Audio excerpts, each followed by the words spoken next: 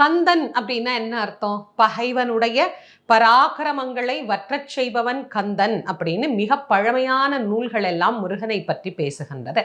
அதோடு இல்லாமல் கந்து அப்படின்னா யானையை கட்டி வைக்கக்கூடிய தறி அப்படின்னு அதற்கு ஒரு அர்த்தம் உண்டு. கந்து தறி அப்படின்னு சொல்லுவாங்க.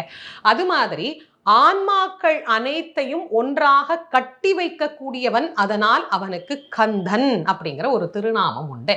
கந்தன் நம்ம எல்லாருக்கும் தெரிந்த அற்புதமான பெயர்.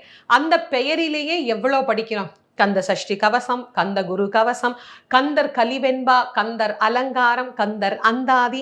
முருகனுக்கு கந்தன் அப்படிங்கிற பேர்ல எவ்வளவு இருக்கு. அப்ப கந்தன் என்கின்ற பேர் எவ்வளவு உயர்ந்தது. அதனால்தான் அவர் புராணத்திற்கே கந்த புராணம் அப்படின்னு பெயர் வைத்தார்கள். அனுபூதி அப்படின்னா அதற்கு இரண்டு வகையாக நாம் அர்த்தம் செய்து கொள்ளலாம். ஒன்று, அணு அப்படிங்கிறது தொடர்ந்து வருவது, பூதி அப்படின்னா ஒன்றுபடுவது. கந்தன்